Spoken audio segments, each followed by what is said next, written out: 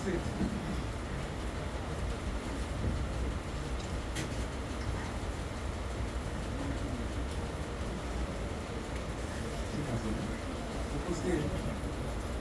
আজকের মাদ্রাসার আমাদের ছোট ছোট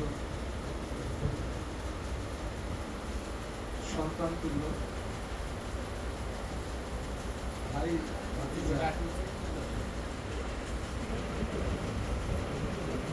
আমার এলাকারই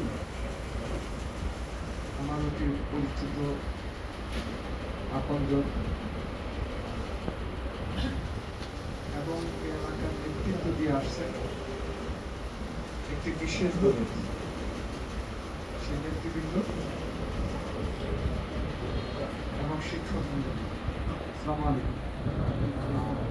আসলে এই জগতের সাথে খুব একটা সম্পৃক্ত আমি ছিলাম না, কিন্তু বিশেষ কারণে আমি বিশেষ রবীন্দ্র পরিবারকে কয়েকটি মাদ্রাসায় গিয়ে দেখলাম। বাইরে থেকে আমরা যেমন ভাবে দেখি ভেতরটা কিন্তু অনেকটা ব্যতিক্রম। এই ব্যতিক্রম শব্দটা এই কারণে বললাম, যখন এই শিশু সন্তানগুলো ওদেরকে দেখি তখন মনে হয় বা ওদের কাছে আসি, তখন মনে হয় যে আল্লাহ পাখিদের সাথে, অর্থাৎ যারা দিনের পথে এই যে বাবা মারা তাদের সন্তানকে পাঠিয়েছেন, এটা একটা ত্যাগের পরীক্ষা। ভালো ভালো অনেক প্রতিষ্ঠান আছে বাহ্যিক জগতে শিক্ষা দীক্ষা থাকার পরেও যে সমস্ত বাবা মারা আমাদের এই সন্তানগুলো ছেলেগুলো পাঠিয়েছে তাদেরকেই তোমাদের ধন্যবাদ এবং অভিনন্দন জানাবো যে আল্লাহ এবং রাসূলের পথ নির্দেশনা অনুযায়ী দিনের পথে তাদেরকে পাঠিয়েছেন এই শিশু সন্তানদের, এবং এই তাদের মধ্যে দিয়ে আগামী দিনে দিন প্রতিষ্ঠিত হবে বাংলাদেশে। অর্থাৎ যার গ্রামের নেতৃত্বে একটি সুখী সমৃদ্ধশালী ধার্মিক ভিত্তিক কল্যাণমূলক রাষ্ট্র প্রতিষ্ঠিত হবে, সমাজে একটি সুন্দর সমাজ, ন্যায় ভিত্তিক সমাজ, আদর্শ সমাজ গড়ে তুলবে এই সমস্ত শিশু সন্তানদের, শিশু বাচ্চাদের নিয়ে। তো আমি এখানে বক্তব্য দীর্ঘায়িত করবো না। আমি এখানে শিক্ষক মন্ডলী, ছাত্র এলাকার অভিভাবক যারা আছেন এবং এই শিশু সন্তানদের কাছে দোয়া চাইব, কারণ আল্লাহ দুই শ্রেণীর দোয়াকে খুব বেশি ভাবে কবুল করেন। একটা হলো মজলুমের দোয়া,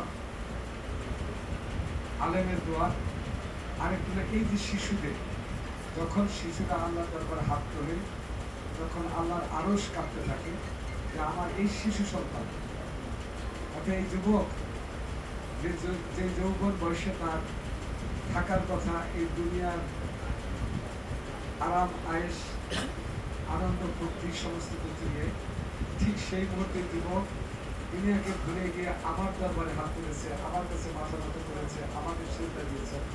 অর্থাৎ তখন আল্লাহ ফেরেশতাদেরকে থেকে বলেন যে আমার এই যুবক, এই বান্দা, এই শিশু সন্তান আমার কাছে কি চায়।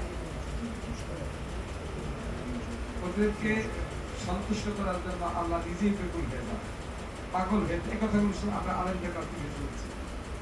সে কারণে বলতে চাই যে আপনারা আমাদেরকে দোয়া করবেন, আমার এইখানে আমার কলিগে আসছে ওদের জন্য দোয়া করবেন যে আমরা যেন সত্য ন্যায়ের পথে যতদিন দুনিয়াতে বেঁচে থাকি, কারণ সামাজিকভাবে আমরা কিছুটা অবস্থান করি বলি, আমাদের সমস্ত কর্মকাণ্ডগুলো যদি সত্য ন্যায় সমাজ ভিত্তিক একটা আদর্শমূলক কর্মকাণ্ড থাকে, আমাদের দ্বারা যেন মানুষ এবং সর্বদিন উপকৃত হয়।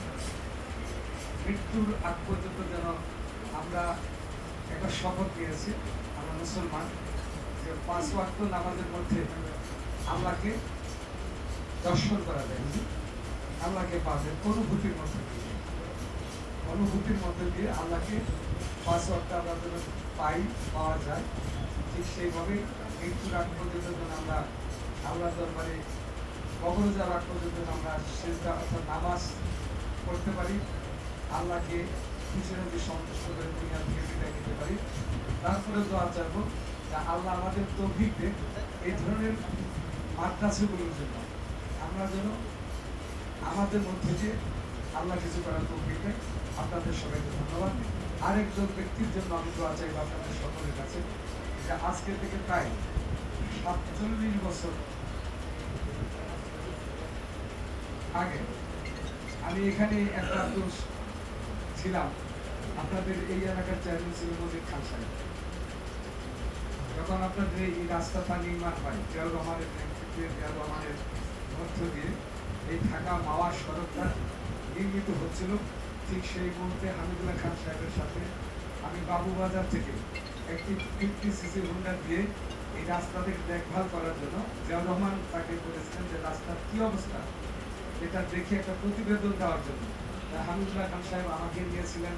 সেই সকালে আমরা 8:30 থেকে শুরু করেছিলাম, ঠিক সন্ধ্যার সময় এখানে আমরা হাজির হয়েছি।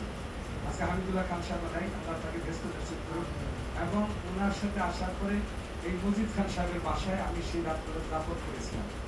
এই কারণে সব কিছু মিলিয়ে দিলে আমরা দোয়া করবো আমাদের সেই হামিদুল্লাহ খান সাহেবের জন্য, মজিদ খান সাহেবের জন্য, এবং এই এলাকার সমস্ত মুরব্বীরা এবং তামাম জাহানের মোমের মামারা মুসলমানদের জন্য আমরা দোয়া করবো।